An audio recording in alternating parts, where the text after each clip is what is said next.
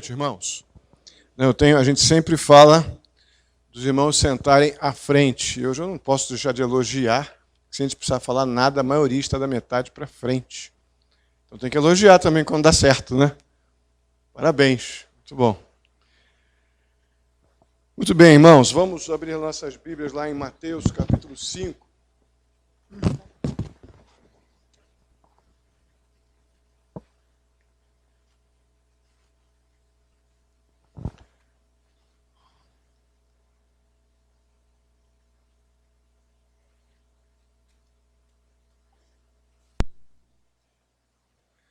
Mateus 5, hoje dos versos 33 até o 37. Vamos orar, pedindo que Deus nos ensine através, mais uma vez, do sermão de Jesus no monte.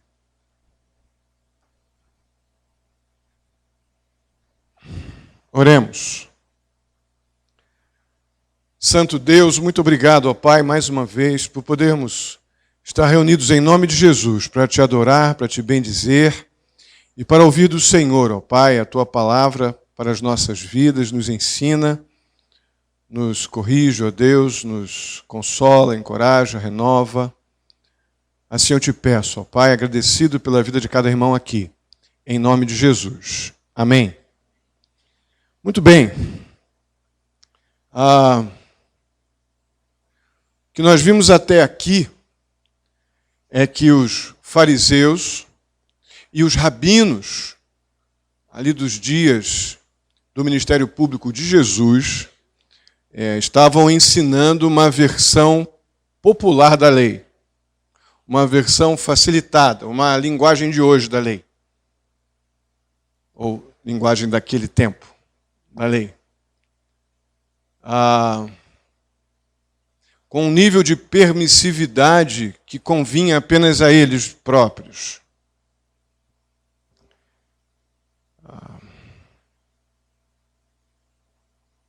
Aqueles rabinos e fariseus não somente inclinavam, como vimos na última quarta-feira que estive aqui, para uma grande permissividade no que diz respeito ao divórcio, mas agora Jesus vê a necessidade de tratar também o problema de uma grande permissividade no que diz respeito aos votos, aos juramentos. Eles estavam encontrando fabricando uma versão facilitada do princípio do juramento ou do voto. Uma forma, no popular, uma forma de quebrar a palavra sem problemas maiores, com uma aparência de espiritualidade que é aquilo que os rabinos, os fariseus faziam bem, tendo em vista que eles tinham um grande comprometimento com o ritualismo, a religiosidade, e Deus era apenas aquele que eles não diziam que Deus não existia, mas não era o suficiente a existência de Deus para que eles tivessem um nível de comprometimento com a lei que gerasse uma mudança no coração interna, que gerasse, então, uma mudança externa. Pelo contrário, eles encontravam mecanismos para burlar o princípio da lei, que muda o coração, para apenas criarem mecanismos para uma aparente religiosidade, porém com o coração ainda sob o controle deles, e agora o problema é a questão da palavra.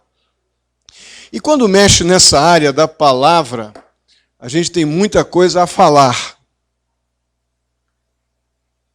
Lembro lá no retiro que falávamos no acampamento, de 2 acampamentos que fizemos, acho que com temas diferentes, que um era o controle da língua e a outra é a boca fala que o coração está cheio. Mas aqui a coisa é mais específica. É sério esse problema do falar, o que falamos. Mas aqui a coisa é mais específica porque vai tocar na seguinte questão. Se aquilo que eu falo vale. Se aquilo que eu falo tem valor. Ou qual o valor daquilo que eu falo, daquilo que sai da minha boca. esse é o problema que está acontecendo aqui, que Jesus vem tratar com esta parte do seu sermão. Vamos ler aos poucos, na verdade, em duas partes. Vamos ver primeiro o verso 33, depois vamos ver dos versos 34 ao 37. Jesus responde a essa questão desse desvio que os fariseus e, consequentemente, os rabinos, que eles criaram da essência das Escrituras, com aquele objetivo de tornar mais fácil, né, tentar criar situações que facilitassem a obediência. Estranho isso, né? Mas eu acho que essa é a ideia. Jesus responde a isso na temática da palavra, do valor da palavra, com o verso 33, que diz assim: vocês também ouviram o que foi dito aos seus antepassados. Não jure falsamente, mas cumpra os juramentos que você fez diante do Senhor.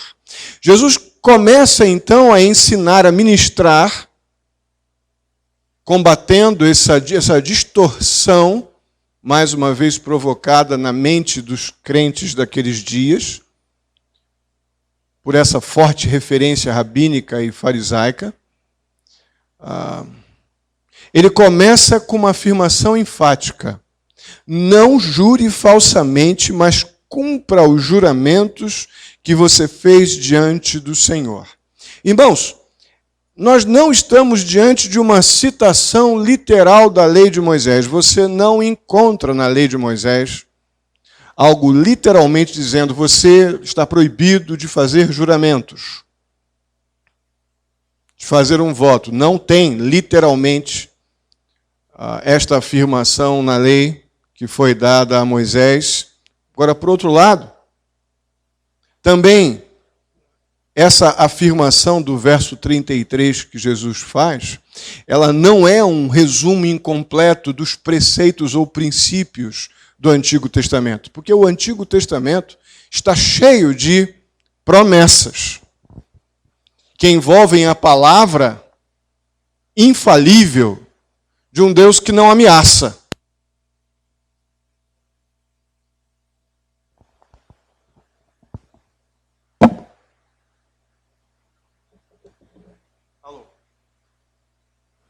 Alô? De um Deus que é e faz aquilo que está afirmado na sua palavra. A questão é que, nesse tipo de juramento ou voto que está sendo, que nós encontramos nos princípios e preceitos que envolvem a lei, a pessoa, ela clama a Deus, invoca a Deus, tendo Deus como testemunha daquilo que ela se compromete a fazer, partindo do princípio de que é Deus quem vai discipliná-la caso ela não cumpra a sua palavra. É assim que nós vemos o princípio do juramento na lei, no Antigo Testamento, mas em particular na lei. Ou seja, a pessoa, ela se compromete com Deus em obedecer, e não obedecer implica em sofrer disciplina da parte de Deus, porque você prometeu a Deus que o obedeceria, que o amaria e o serviria. É assim que nós encontramos esse princípio do juramento e do voto no Antigo Testamento, em particular no Pentateuco, na lei. O fato é que, frequentemente, Moisés ele falava sobre o perigo do falso juramento. E, ao mesmo tempo, ele falava do dever da pessoa que teme ao Senhor de cumprir os seus votos feitos ao Senhor. E temos alguns exemplos. Vemos lá no próprio contexto da lei, em Êxodo 20, verso 7, o terceiro mandamento: não tomarás o nome do teu Deus em vão. Então, o fato de juramentos, comprometimentos, de fazer, de acertar, de obedecer, feitos para com Deus, tem este peso, ou tem esta perspectiva de um voto, de um compromisso pessoal, fruto de uma lei do Senhor. Depois nós encontramos Levítico 19:12, não jurareis falso pelo meu nome, pois profanarias, isso aqui está na versão revisualizada, profanarias o nome do vosso Deus. Ainda Números 30, verso 2, quando o homem fizer voto ao Senhor, não violará a sua palavra. Perceba que nós estamos lidando com princípios e preceitos, não com algo exclusivo ou literal na lei, mas o princípio do comprometimento, o princípio do juramento está embutido naquilo que fazemos para com Deus, um comprometimento de lealdade. Depois de Deuteronômio capítulo 23, verso 21, vemos lá, quando fizeres algum voto ao Senhor teu Deus, não tardarás em cumpri-los. Então esse princípio está envolvido. Até mesmo se nós fizermos uma leitura superficial desses textos que eu acabei de mencionar, a gente percebe a intenção do texto, que é criar um ambiente de comprometimento, de lealdade, de voto, de juramento, de compromisso. O que vemos nesses versos e tantos outros é uma preocupação com o falso juramento, que é o jurar e não cumprir, que seria o perjúrio. Você dizer que vai fazer e não fazer. Você dizer que vai obedecer, que vai comprometer-se com o Senhor e com a sua palavra, que você o ama, tal, e simplesmente quebrá-lo. Por causa desse princípio que os fariseus sabiam muito bem o que Deus queria dizer quando entregou a lei a Moisés, e o que estava por detrás da lei, o princípio da lei, o que os fariseus fizeram? Eles eram bons nisso? Vamos criar um plano B. Vamos criar uma forma de afirmar a lei, mas manipular estas proibições incômodas que nos limitam. E foi o que eles fizeram. Criaram uma alternativa para lidar com este princípio do comprometimento, da lealdade com a palavra dada. E fizeram isso bem. O que eles criaram? Criaram o seguinte ambiente. Olha, jurar falsamente, isso Jesus já lidava com isso no seu ministério público, por isso que ele combate aqui no verso 33, logo de cara ele diz, logo no começo, na segunda parte do verso, não jure falsamente. Por quê? Porque os caras simplesmente eles criaram uma fórmula, na verdade, para jurar falsamente. Criaram um mecanismo. Eles diziam que jurar falsamente era um tipo de profanação. O que eles queriam dizer com isso? Olha, jurar falsamente é você jurar por Deus e não cumprir. Então, isso é um juramento falso. Mas se você jurar por qualquer outra coisa e não cumprir, você está na flexibilidade da lei. Tiramos o que nos incomodava. Tiramos o princípio da lei, que é de lealdade a Deus. E vamos criar uma forma de não nos afastar dos juramentos, dos votos, dos nossos credos, das nossas convicções, porém, sem precisar ficar sem jogo de cintura. Não precisamos fazer nenhum tipo de juramento onde envolva o nome de Deus. Vamos criar o ambiente do perjúrio. Vamos criar uma facilitação para que a gente possa empenhar a nossa palavra, porém sem lealdade. Irmãos, esse negócio deu certo. Porque até hoje, isso nos atinge. Mas o Senhor Jesus combateu isso fortemente, fortemente. Eles criaram regras. Bem dentro da característica deles, leis próprias, regras próprias, para que eles pudessem Então, fazer votos e juramentos sem ter o compromisso com a lealdade. Ou seja, vamos enganar profissionalmente, sem perder o status de cumpridores da lei ou conhecedores da lei. Um exemplo, eles diziam que apenas o juramento, que dentro da fórmula ou da estrutura que eles criaram, somente o juramento que incluía o nome de Deus tornava o juramento ou o voto algo obrigatório. Criaram um plano B. Isso era comum, já estava acontecendo no primeiro século, fortemente dentro do judaísmo, e agora nessa transição de cristianismo e judaísmo, ou um cristianismo judaizado ainda. Isso afetava a integridade, a santidade da igreja.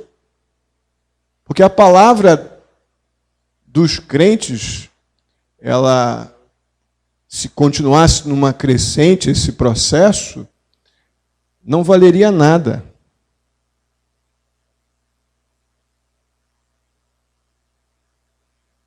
Então, ninguém precisa ser tão cuidadoso, ou no caso, eles podiam estar pensando ou pensavam, ninguém precisava ser tão cuidadoso sobre cumprimento de voto ou algum juramento, porque a gente não falou o nome de Deus, então está tudo certo. Se nós quiséssemos realmente cumprir o que falamos, não apenas dizer que sabemos o que estamos, que sabemos a letra ou sabemos a lei de cor, isso causava um respeito cerimonial para eles importantes, porém para Deus isso não valia nada, e Jesus deixa isso muito claro. Então Jesus responde a isso nos versos seguintes. Agora então vamos ler dos versos 34 ao 37. Mas eu lhes digo, não jurem de forma alguma, nem pelos céus, porque é o trono de Deus, nem pela terra, porque é o estrado de seus pés, nem por Jerusalém, porque é a cidade do grande rei. E não jure pela sua cabeça, pois você não pode tomar branco ou preto, ou tornar, perdão, branco ou preto, nem um fio de cabelo. Seja o seu sim, sim, e o seu não, não. O que passar disso vem do maligno. Jesus, então, responde fortemente a essa manipulação da lei, essa minimização da lei, como em todas as outras ocorrências que nós já vimos até aqui, e bate forte. Ele começa afirmando que usar o nome de Deus ou não nessa formulinha, nessa estrutura que eles criaram para fazer votos ou juramentos, isso é completamente irrelevante. Completamente irrelevante. Não faz diferença alguma para Deus. E no caso deles, no que diz respeito ao relacionamento com Deus, isso não mudaria nada, e nem muito menos Deus os veria de outra forma por serem cumpridores, entre aspas, enormes, pelo menos tecnicamente, da lei. Não muda nada. Por mais que eles tentassem evitar o nome de Deus para não ter o compromisso da lealdade com a palavra, com a sua palavra, com as suas convicções, naquilo que eles pretendiam manipular, né? Por quê? Se eles colocassem o nome de Deus, eles tinham medo de Deus os punirem. Deus puni-los por causa de terem jurado por Deus. Então a ideia de tirar o nome de Deus é poder manipular, mentir, enganar, não ser leais com o que disseram antes, sem sofrer o peso da disciplina divina. Isso era inútil, Jesus argumenta. Inútil vocês fazerem isso, totalmente inútil. Vocês não podem minimizar o poder de Deus, vocês não podem minimizar o domínio de Deus, vocês não podem minimizar a soberania, poder criador, de domínio absoluto do universo, o senhorio absoluto do universo. Vocês não podem de forma alguma minimizar a presença de Deus em todas as circunstâncias e situações dessa vida, em todo mundo criado por Ele mesmo. Mesmo que vocês não citem seus juramentos e votos apenas para criar um mecanismo de burlar a sua própria palavra a fim de tirar vantagens, vocês não podem fazer isso. Se vocês jurarem pelo céu, o céu é o trono de Deus. Jesus fala com eles. Se vocês jurarem pela terra, a terra é o estrado dos seus pés. Se vocês jurarem por Jerusalém, Jerusalém é a sua cidade, a cidade do grande rei. Vocês vão jurar pela cabeça de alguém? Pelo que está, a ideia, né, de que estar na cabeça é o cabelo? Vocês acham mesmo que vocês podem? Aí, no caso, obviamente, é no sentido de um cabelo natural, né? Acham que podem burlar uma cor natural, preto ou branco, do fio de cabelo de alguém? Na sua velhice ou na sua juventude? Vocês acham que vocês podem fazer isso mesmo? Vocês estão muito enganados. Irmãos, o ensino, a resposta de Jesus ela é tão completa que essas formuletazinhas criadas pelos judeus chega a ser coisa de criança, tentando enganar a mãe e o pai. A resposta de Jesus ela é tão abrangente que é coisa de moleque. Essa alternativa criada pelos fariseus para poder lidar com a palavra empenhada. Nós vemos aqui a Jesus ensinando de forma contundente que a verdadeira implicação do princípio da obediência, da lealdade, do cumprimento de voto, dos seus votos para com Deus, dos seus juramentos diante de Deus, é que nós devemos cumprir as nossas promessas. Esse é o princípio da lei. Esse é o princípio que envolve todo esse contexto do voto e do juramento. Devemos cumprir nossa palavra. Devemos ser homens e mulheres que, tementes a Deus, cumprem aquilo que falam, ou cumprem a sua palavra. Sermos pessoas de palavra, leais. Esse é o princípio. Porque você sabe o que acontece se nós formos homens e mulheres de palavra? Não preciso voto. Não preciso juramento. Se nós formos homens e mulheres que falam a verdade e cumprem o que falam, não há necessidade do juramento. É por isso que o Senhor Jesus diz, não jurem de forma alguma. O princípio é muito mais profundo do que apenas os mecanismos. Se você cumpre a sua palavra, você não precisa jurar por ninguém. E é aqui que é o problema. E é aqui que começa o problema. Aí diz o verso 37, o Senhor Jesus, né? Seja o seu sim, sim, e o seu não, não. O que passar disso vem do maligno. Tiago, mais adiante, capítulo 5, verso 12, vai dizer assim, meus irmãos, não jurem nem pelo céu, nem pela terra, nem por qualquer outra coisa. Seja o sim de vocês sim e o não, não, para que não caiam em condenação. Porque o crente, salvo por Jesus, o que tem a sua mente transformada pelo Espírito de Deus, que tem a mente de Cristo, ele deveria fazer o que diz. Não se deveria esperar de um homem temente a Deus um juramento em nome do que quer que seja para fazer aquilo que ele diz.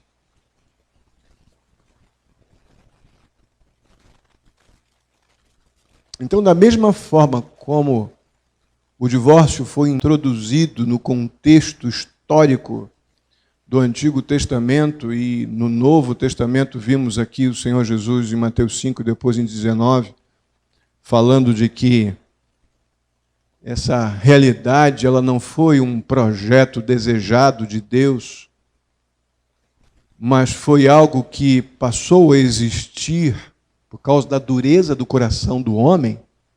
Da mesma forma, os juramentos se tornaram necessidade pela facilidade que o homem tem de ser desleal com a sua palavra.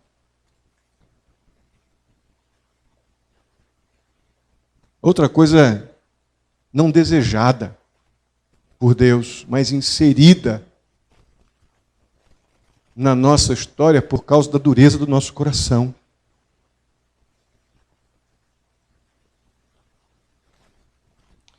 E aí, provavelmente, você pode estar pensando, pastor, então todo juramento é pecado? Quem pensou isso? Quem já pensou isso? Ninguém? Vocês estão me ouvindo? Estão todos acordados? Vem uma questão, né? Então todo juramento é pecado? Não. A resposta claramente é não. Pastor John MacArthur comenta que nós não estamos diante de uma condenação universal dos juramentos em toda e qualquer circunstância. Não é isso que está acontecendo aqui. O próprio Deus confirma a sua promessa, ou as suas promessas, com juramento. Depois você dá uma olhadinha lá em Hebreus 6, dos versos 13 a 18, depois isso é confirmado em Atos 2:30. Então, o próprio Deus, ele tem, não que Deus precise de confirmar sua palavra, mas o próprio Deus nos dá um precedente de que ele reafirma a sua palavra com voto de lealdade. A questão é que Deus não precisa comprovar sua palavra, mas nós, com a facilidade que temos de ser desleais para com aquilo que dizemos, nós tornamos o voto ou o juramento algo que faz parte da nossa vida por causa do nosso próprio pecado.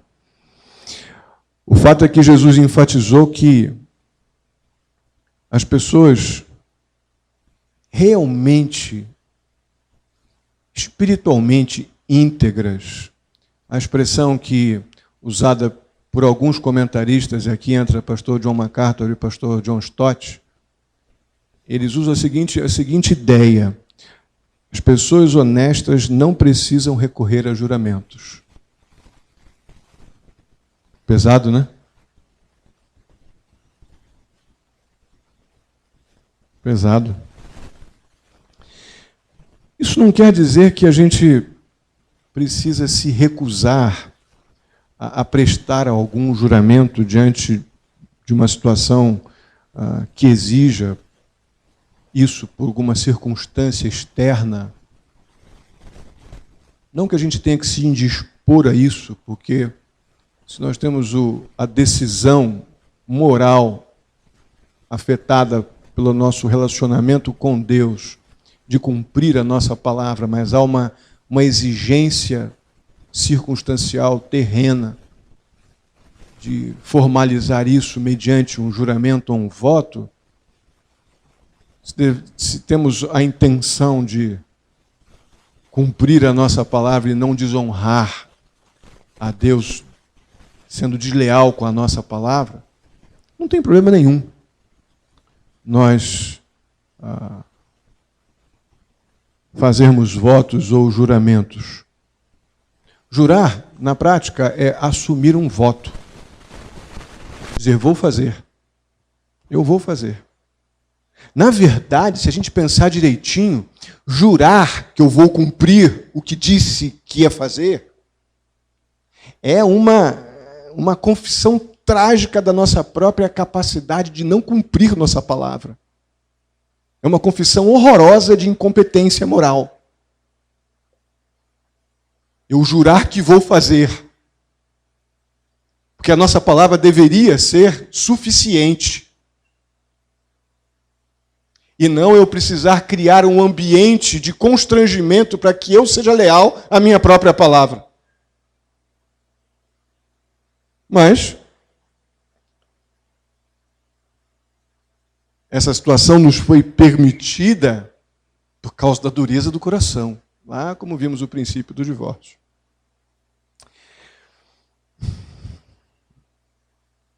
Irmãos, por que tão naturalmente nós colocamos as nossas promessas debaixo de alguma formuleta como a dos fariseus?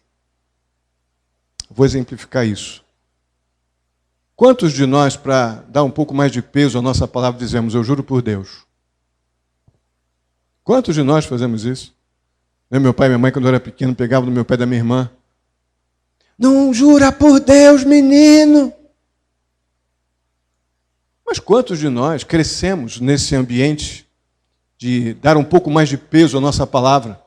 Eu juro pela Bíblia! Não está muito diferente do que Jesus diz. Você pode jurar pelo que você quiser, pode jurar pelos seus pés, ou pela terra, pelo estado dos seus pés, por Jerusalém, pelo cabelo da tua cabeça, pelos céus, pelo trono. Pode jurar pelo que você quiser. Pela mãe mortinha. Pela mãe mortinha, eu acho que todo mundo já jurou. Né? Eu juro pela minha mãe mortinha. Oxa, que já teve de mãe pro pacote aí, né? Oh, Jesus. Pois é. Irmãos, o motivo disso, de tentarmos ratificar a nossa palavra com algum tipo de envolvimento extraordinário, extra de Deus, ou seja, de quem for, é só para a gente tentar dar crédito à nossa palavra que ela não tem.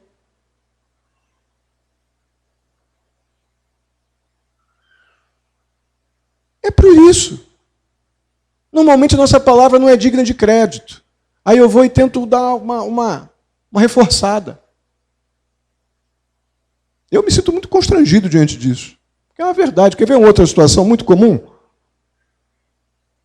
É a mesma realidade daquilo que acontece com toda forma de exagero, as hipérboles, os superlativos que a gente coloca.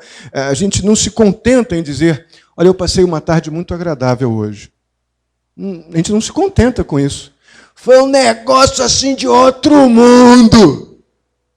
Foi assim, fora de série, fantástico, fabuloso. A gente coloca em uma estrutura gigante de melhorias, porque apenas dizer, olha, foi um muito bom.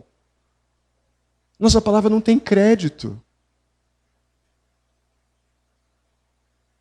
Nós queremos que as pessoas nos aplaudam pelo valor que damos às coisas ao nosso redor, mesmo que uma palavra afirmativa de que foi muito bom, deveria ser suficiente.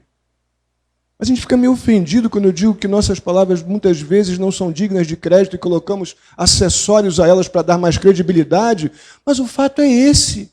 A gente joga esses aumentativos, essas situações de exagero, de hipérbole, superlativos, para poder dar uma hipervalorizada. É porque dizer, isto foi gostoso, isso foi muito gostoso. Não, isso aqui foi a melhor comida que eu comi na minha vida. Não é verdade. Provavelmente você já comeu outras coisas gostosas na tua vida. Mas você quer ganhar aquela situação, de alguma forma. É isso que nós fazemos. Porque a nossa palavra, geralmente, ela, quando sai da nossa boca, ela já sai sem crédito. É por isso que Jesus afirma tão categoricamente, seja o seu sim,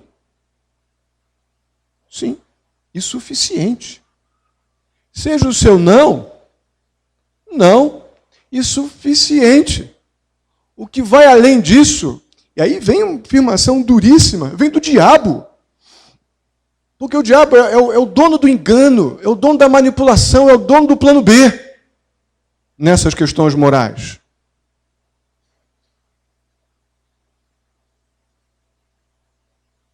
O problema, meus queridos irmãos, é que quanto mais a gente recorre a essas expressões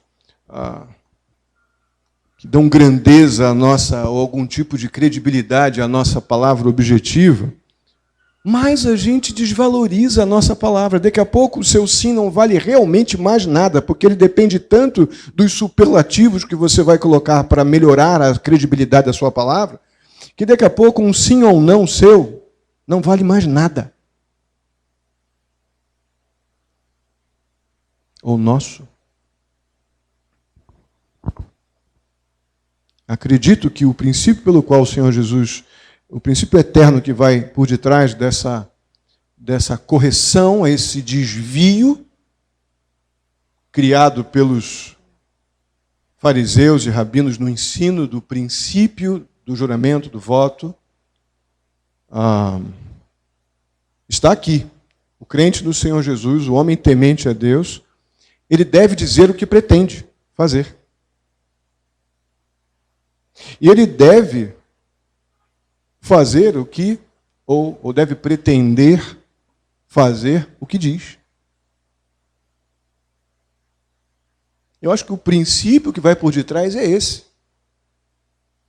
Fale o que você pretende fazer. E pretenda aquilo que você diz.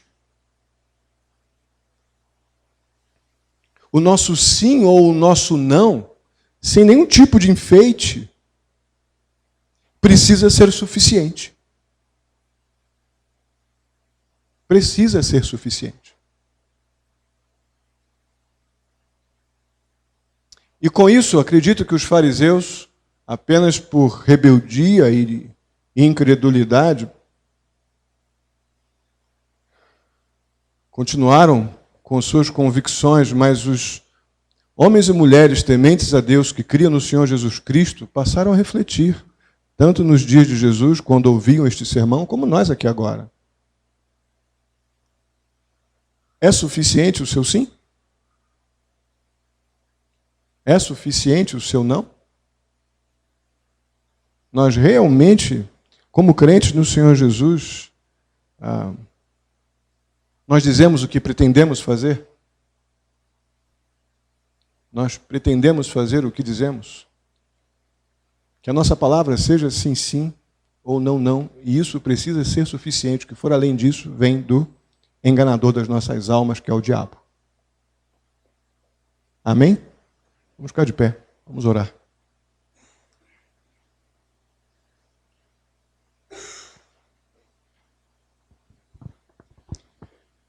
Bondoso Deus, muito obrigado, ó Pai, pela oportunidade de refletir, ó Deus, em algo tão delicado, que nós passamos por cima com tanta facilidade. Nos acostumamos, ó Deus, a ter um padrão de conduta, de respeito àquilo que falamos, muito modelado pelo mundo. E aqui está o padrão do reino dos céus. Estamos diante do padrão estabelecido pelo Senhor para os cidadãos do teu reino.